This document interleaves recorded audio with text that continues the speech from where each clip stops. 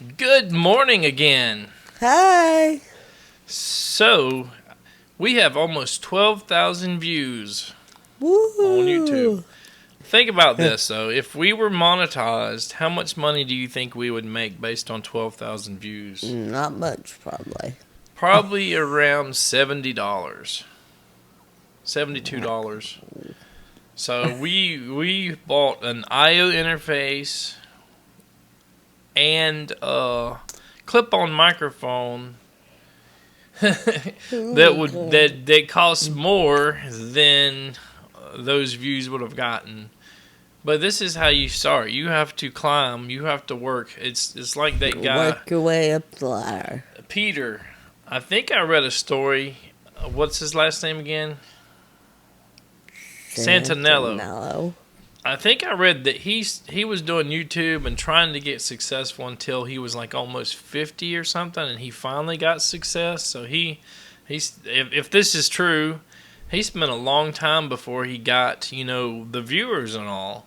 So being that we're so late in the game, this is yeah, we are so late in the game, and we always talk about how our rural internet is terrible and all, which we'll try not to talk too much about that.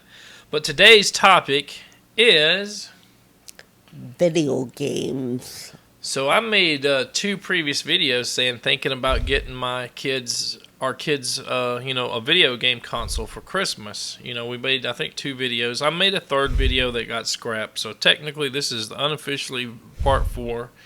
But, Mama joins the discussion. Because Mama's the one with concerns. So after I did episode 2, here's the thing. I've been going to the Switch, and I've been trying to justify not getting one in multiple ways. And what's the problem with the Nintendo Switch? I think the Switch is out. I think they are too little to have such an expensive possession. Because kids break things every day. Every day I hear a freak out over something broke. So why am I going to spend $300+ on something that I know for a fact will get broke? The official controllers are around $70. So you would have to get wireless, off-branded controllers, but the kids can reach anywhere you put something, right? And the docking system, it just sits on there. It doesn't lock in place, to hook it to the TV. And it's not really just the cost of the system, right? It's something's going to get broken. The system, the screen. It's fragile. It's not something a 5 and 4, let alone a 2.5-year-old need to have in the room. And the games, the Nintendo licensed games, kind of the reason to go in that direction. What's wrong with them? They're not coming down in price. They're expensive. Yeah, they don't ever go on sale or anything. Or if they do, it's a $50 or $60 game that gets $10 or $15 off of it, and we need to be able to provide our kids with at least 3 or 4 games with whatever console they get. And I can't spend $60 a piece on Mario Kart and games they might which our middle little boy Buddy loves Mario. Really, really loves Mario. But again, that's one game. Mario and Spider-Man. And our oldest likes or wants Indiana Jones. And Ghostbusters, which I'm not allowing. So, what's wrong with Ghostbusters? We looked at the gameplay and stuff a few times, right? There's a remastered version of like an 8 or 10-year-old game. It's too little. It's they say it's a very difficult game. You know, it has difficult elements for even grown-ups to kind of sort through. And I have questions whether or not he can play like Indiana Jones Lego or something like that. And I think it would be fun. There's some little puzzle pieces, you know, where you have to kind of figure out how to get to your next destination or achievement or whatever. But hopefully something like a Lego game they can kind of have fun with as they learn and experiment with, versus like Ghostbusters where they're just going to be lost. Ghostbusters, number one, I'm against the whole Ghostbusters thing anyhow because of the spiritual aspect. So, like, but again, we're talking Ghostbusters is a PG-13, he's 5. Let's get real. And, you know, I watched all of the Ghostbusters. There was only 2 of them in the drive-in when I was growing up. It wasn't that bad. That was the 80s. And there's some things that probably, like the Muppet Show. You remember the Muppet Show from the 70s? The Muppet Show was a variety show or whatever that... It was for adults. It was for everybody because kids, it would go... The adult things that they said would go over the heads of little kids. So little kids enjoyed it, but the adults knew some of this stuff that they were talking about, kind of innuendo and stuff like that. But I love the Muppet movie. I don't think there's any of that in there, or very little. I'll just throw that out there. One of my favorite movies of all time is the Muppet movie. How do you like the Muppet movie? That's okay. I could drive her crazy playing the theme songs on Alexa, you know. Moving right along. And Rainbow Connection.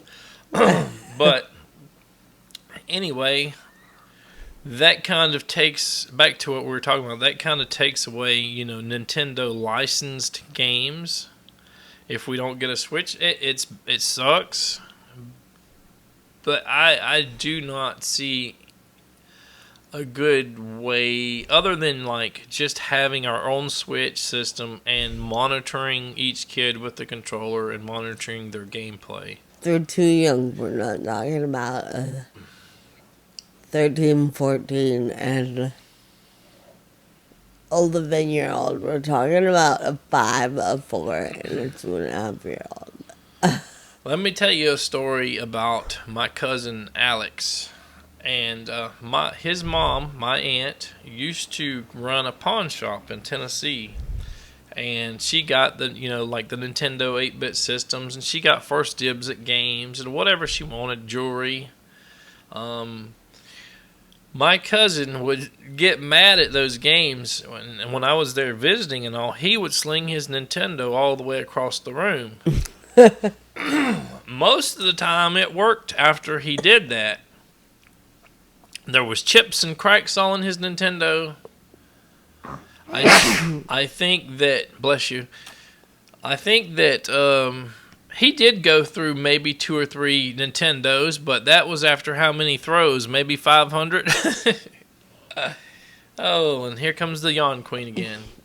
So they, you know, a Nintendo back then was made definitely better than what these Switches would do, you know. And how old was he? He was probably in his teens. Point proven. I seen him. Yeah, I've gotten mad almost enough to break a Sega CD one time, but you know, there's $300 back then for the Sega CD. You know, $140 for a Genesis, the game. But I never actually went with it. I might have thrown the controller because whatever, but never got so bad that I threw the whole console across the room. To me, that is just inconceivable. It's a damn mini win. It's I guess you could look at kids, how they react to something when they don't understand or know something and they get frustrated, and that kind of carries over maybe. I would say, with FA, wouldn't that carry over with FA? Like you used to do something or whatever, and now you can't do it or you don't understand why your legs, and you get frustrated, right? Sometimes you cry or whatever or get upset. It's probably that same kind of thing, that's inside of all of us. That what's it going to take to release it, and or whatever. So I was doing another video. I had almost completed it, and somebody mentioned why don't you get an Xbox One S, which is a digital only console. Being a physical media, person all my life, that almost seemed inconceivable.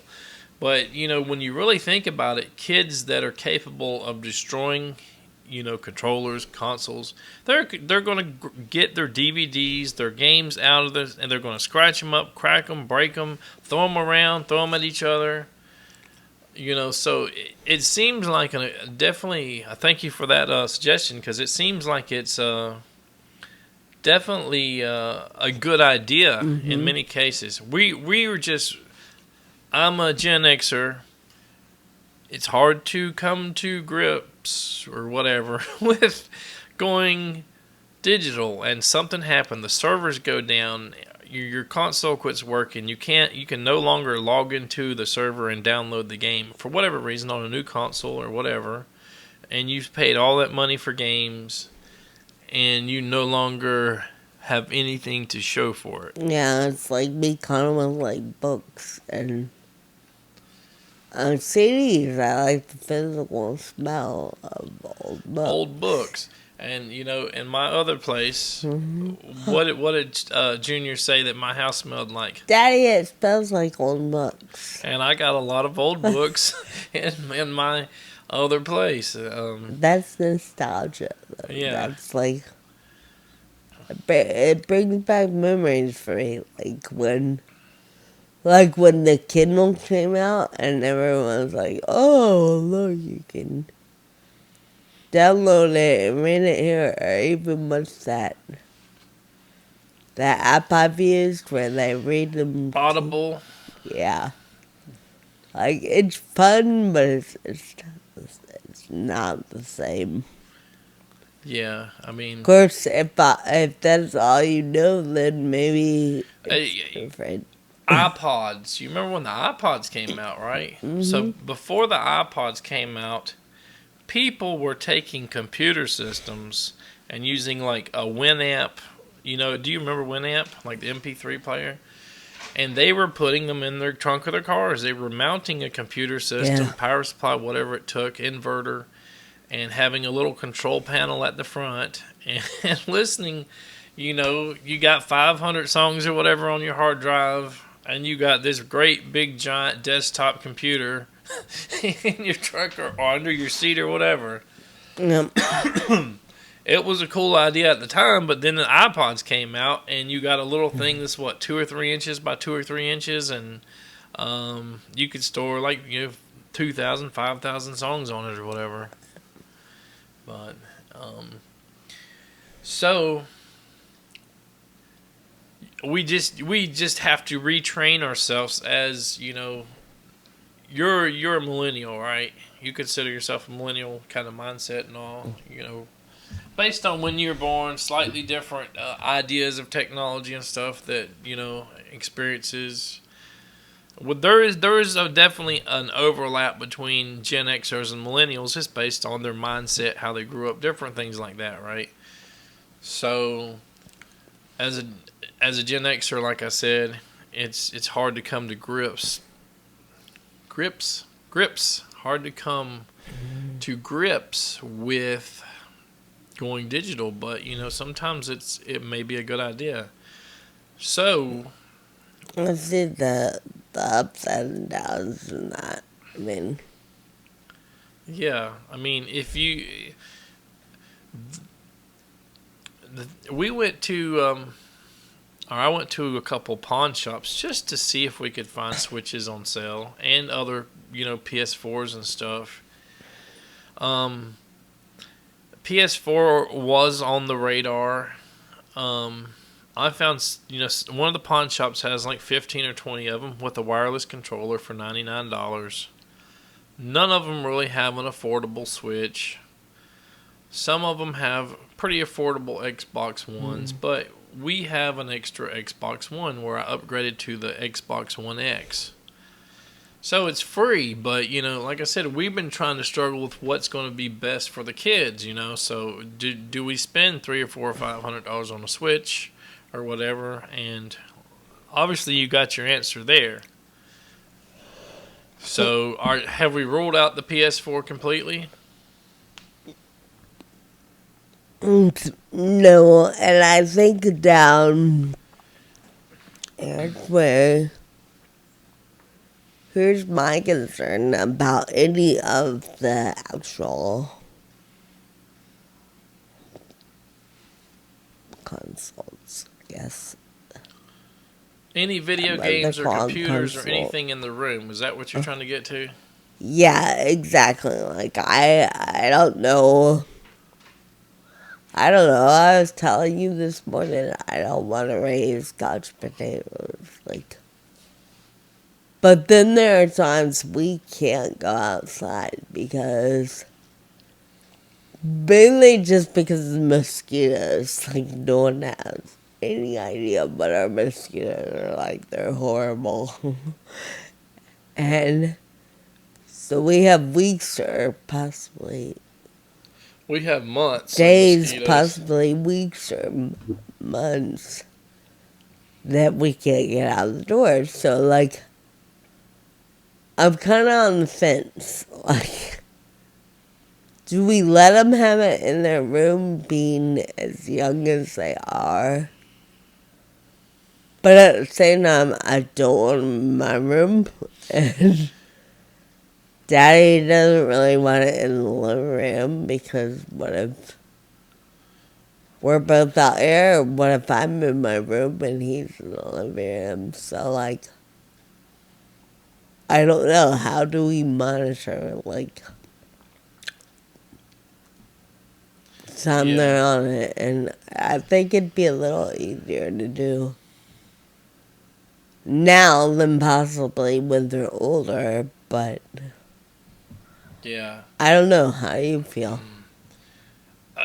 She first said, why don't you put it in the living room, like another little TV or something? I said, that's going to be too much of a distraction when I'm out here working or doing whatever, and we're in the living room doing this video here, and believe it or not, I have, a 3D projector and a 65-inch 4K, TV here, but it hardly ever gets used. It's not really that much of an entertainment room unless we plan well for it to be that, like a big event. We probably haven't got 200 hours on that TV, have we?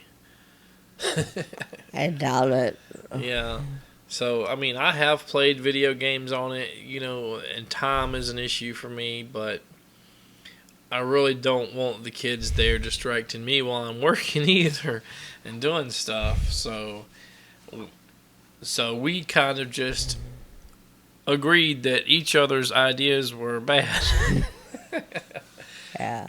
I thought maybe putting it in our room was a good idea because Natalie could always monitor them and maybe have headphones for their so she could listen to her TV or do her phone interviews or whatever. But if I lay down and watch my TV at night, and I don't watch a lot of TV, but sometimes I like to put. Well, not sometimes. I do it all the time. I'm very good at turning on the TV. Watching it, you can ask me exactly what is happening, and I can tell you. But I'm not really into it. I'm on my phone, or I'm playing with my fingernails, or doing something else in bed. Like, it drives Dan crazy.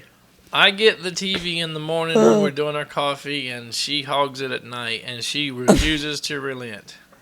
Cause that's the only TV I can't sit in my chair like for 12, 13 hours a day. I'm folded up in the chair, like I gotta lay down.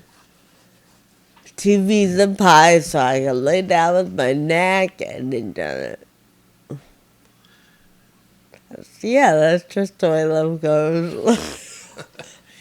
And I have an LG WebOS, and we like to watch Philo, but it does not have the Philo app. And why do come on, Philo, LG, somebody figure this out? Put this on here. Philo is getting bigger and bigger. It's awesome, and we're not getting paid to say that. We just love it. It's for $25. You get like 70+ channels. Most of them are cable channels. Yeah. Some of them are like over the air channels. Some of them are free streaming channels. Oh my God, it's great. It's fantastic.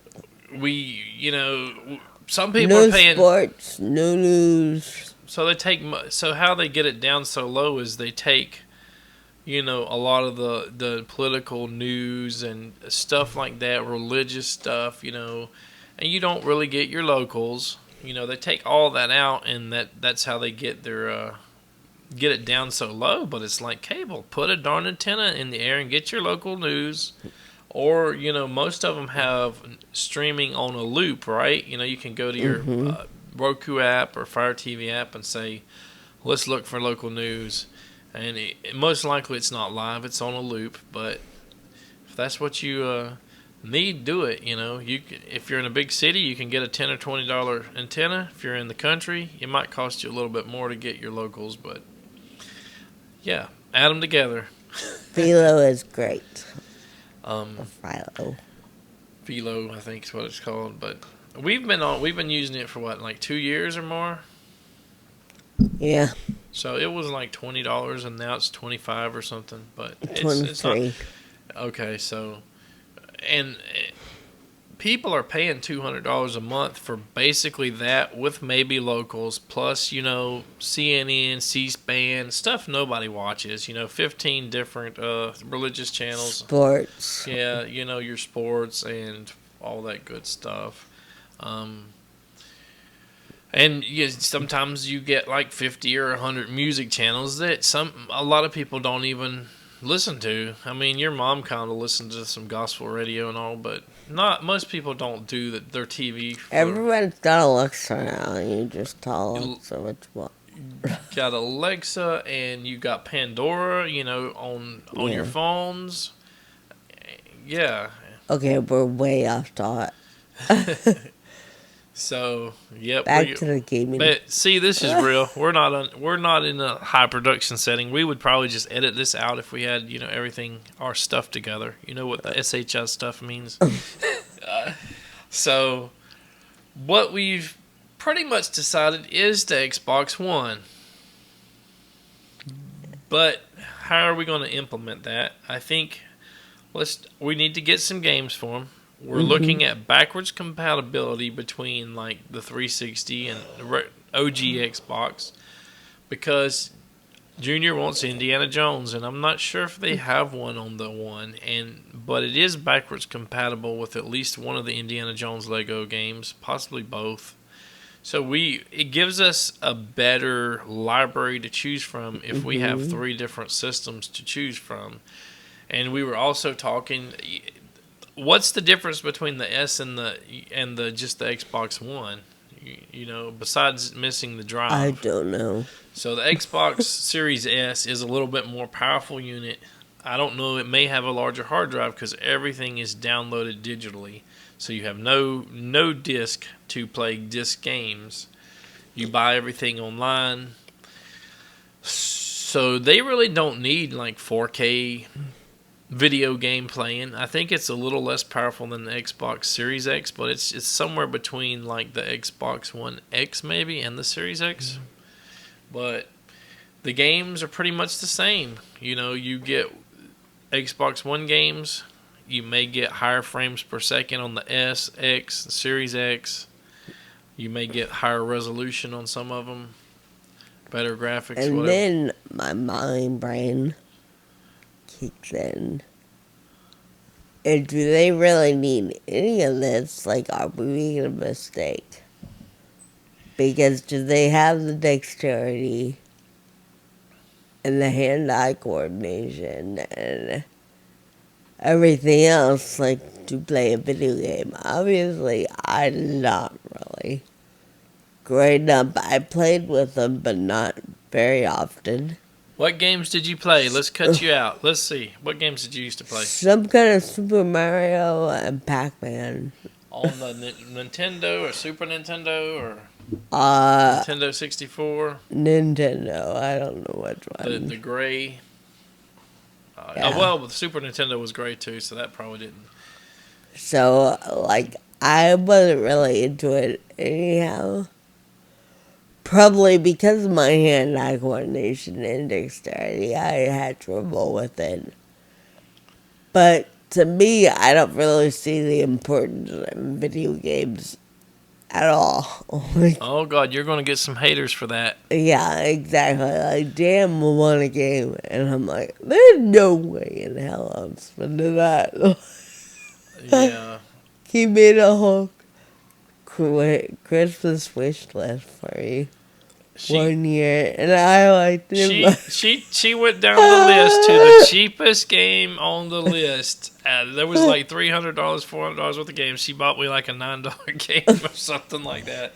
This is all you need. I don't get the point in video games at all. So, like, I'm all about them learning and having time, but at the same time, like, age-wise, like, what's appropriate, what's not, like, there isn't a lot. hand-eye coordination, dexterity, like, what works for a 5-year-old, a 4-year-old, or 2.5-year-old? Here's the thing I've learned, because we did hours and hours of research, I guess over the last month or so. There isn't a lot made for somebody less than 5. Right, exactly. And the other end of the spectrum is most likely, a 4 to 10-year-old is playing something made for a 14 to a 18-year-old. And again, I don't want them into murdering, killing. I don't want them like Grand Theft Auto or whatever it is. Yeah, into mystical crap. Like, I'm sorry, but no, that's not gonna happen. Like. And I do want them to have, like, a life other than just playing video games. So, like, my concerns are, like, from a mommy aspect. I mean, just like giving your 12-year-old an iPhone, like, I know that's the time we you're going to get some more haters. I know that's the time we live in, and I get it. My nephew would be turned. 13 maybe? 12 or 13, I don't remember which. Sorry, B, I love you, but sorry. And he got a cell phone. I think he's had it for a while. But he has an iPhone, which is great because I can text him and call him and FaceTime him. So I love that because we live far apart. But at the same time, like, he's still a kid. Like, he better be turning in that cell phone, and I'm sure, like, I've talked about this with my sister. They do have restrictions on it, so that's fine. But, I mean, from a mommy point, like, I don't want to give them the option of finding trouble. Make any sense? Yeah, when you get certain plans, and it may be available on all providers, you can, I guess, do an online parental control thing that controls who they can call, text, and everything. Maybe may even be a way to, like, time limited. I'm not sure. Yeah, Or it cuts, like, I think you get an the hour a day or iPhones. whatever. But iPhones, you have screen time on all the iPhones, and I believe that you can set parental controls like that. and you may be able to set parental controls or something on the video game. I'm not sure. Wonder if you could set timers on it. We'd have to look into that. Like, you know what? You got 3 kids, so setting it at an hour a day is probably not the best thing. But again, there's going to be times when you don't want them to spend 15 minutes in a day to play. Because, like, Junior already at the TV, if he's watching a movie or something, like, I'll leave the TV running, like, and we've caught him up before, like, 1 or 2 in the morning. So you don't want that. Like, you wanna. I sure don't want to get something where they know how to work the controls. And he knows how to control, the TV with Alexa, too. Yeah. That's a bad thing. Tell them how many times they have ordered Amazon Music Unlimited without our permission. Probably at least 5. At least. $10 or more every time a charge. And we went through the settings and Amazon and all and said, we need a passcode or something to order stuff, and it did not work. They keep ordering it, probably every month and a half, we get a charge. Natalie gets a charge, $10 instantly. And now, if we went through the trouble of contacting the Amazon customer service, they'd probably back the charge out, but you might be on the text or phone for 20 or 30 minutes doing that. Yeah. And I have a feeling there'd be a screaming match, because I would say you have to. How do people that have kids and Alexas make sure that doesn't happen? They need, that is their music box for the night, to help them sleep. There's just, they can listen to their music there. When Mama says, I don't want to hear the music in here, go to your room and, play your Ghostbusters theme. She can't stand it. Yeah, we have to look into timing and parental controls and stuff like that. Yeah. So I think we need to try to find an extra controller, wireless controller. We also talked about that. I think the original Xbox had, I don't know if they call it like a suicide plug or what, where if a kid was pulling out the controller from the console, there would be a little round plug that would detach. And I'm assuming even like the USB plugs in a wireless controller would be similar. But it's possible they could pull it at the wrong angle and maybe break or bend the actual USB port, because we've got USB ports that are broken and multiple times, So wireless seems like the way to go. Yeah, I think so. So I don't really want to spend 50 or 60 or 70 bucks on a wireless controller, so we need to look for one at a pawn shop or something. So they're getting the Xbox One. It's not going to be the S. I think we're going to try to find some Lego games. We're going to try to find the 360 version of the Indiana Jones Lego games for Junior. Our middle son loves Spider-Man. Sorry, he's not getting Mario on an Xbox, but, who can afford $60, just to... Not for a game, but you got 3 kids. Yeah, I mean, the Switches are about $170 to $200 used at a pawn shop, and we went there, and they had missing parts, or the HDMI connection didn't work and stuff like that. So all signs are saying no Switch. So I think anything else we need to add? The Switch is out. Switch is out.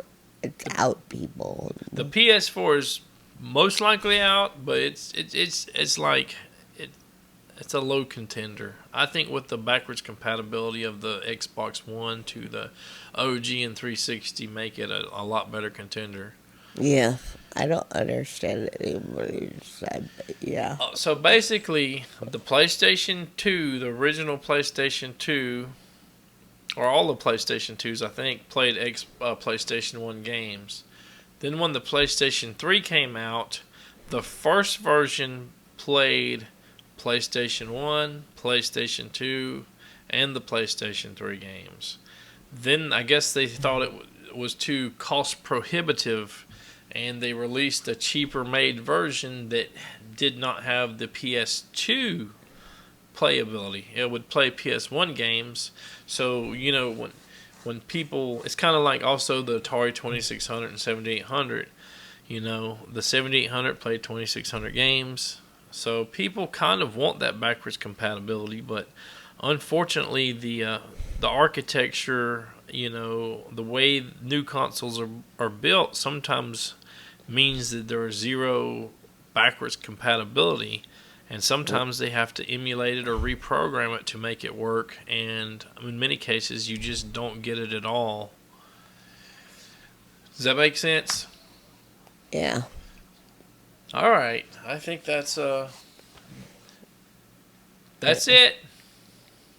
Know what we're doing then. I think so. Well, at least we have a tentative plan. We got a tentative plan. We're going to, from now till Black Friday, try to find some games. And we're going to try to find a used wireless controller. The question is it going in the room, or do we have other plans? Uh-huh. What's the question? What do you think? Do you think it's going in the room? I think we're doing the room, but I like to look more into like parental controls. Yeah. But one half does it or the other. I mean, it's probably the best idea. Yeah. So earlier today, I did like a mic shootout between like 4 of the microphones. I'm not sure. That'll probably be uploaded before this video. But I'm still on the AKG Maestro DM700 because I played it back on TV and all, and I really liked it. Doesn't have anything to do with what we're talking about. But if you're wondering, yes, I'm still on the same microphone. I think we're going to end this video here. It's probably 15 minutes too long.